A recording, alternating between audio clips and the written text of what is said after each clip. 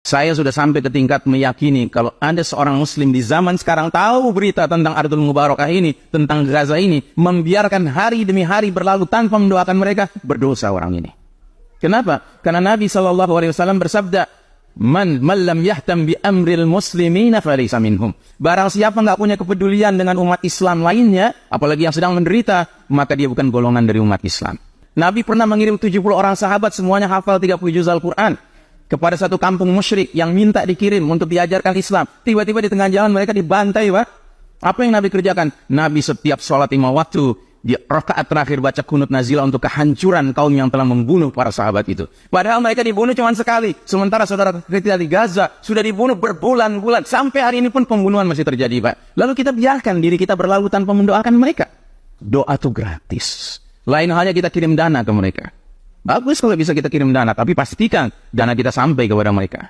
Pastikan lewat lembaga yang amanah, satu, dan kedua punya kemampuan membuat jaringan sampai masuk ke dalam Gazanya. Tapi katakanlah kita punya kesulitan karena kita bukan orang kaya raya yang bisa membagi harta kita kepada orang lain. Kita masih sibuk dengan keluarga juga. Setidak-tidaknya doa, Pak. Dan ingat, kalau Anda mengatakan, Ustaz, masa cuma doa? Doa bukan cuman, saudaraku. Setidak-tidaknya ada 3 hal tentang doa. Yang pertama, doa silahul mu'min. Doa itu senjatanya orang beriman, Pak. Kita ngirim senjata nggak bisa ke sana. Kan aneh ya, Pak.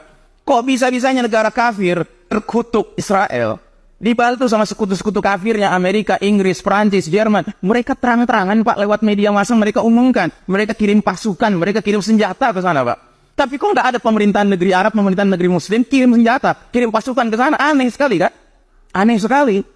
Kok bisa yang kafir seolah-olah tolong-menolongnya terang-terangan, sementara yang muslim, yang mukmin saling bantu-membantunya ketakutan. Apa yang sedang terjadi? Oke lah, kita nggak bisa ngirim senjata, karena yang mestinya ngirim senjata siapa, Pak? Penguasa tentunya, yang punya otoritas, kan? Kita nggak punya otoritas.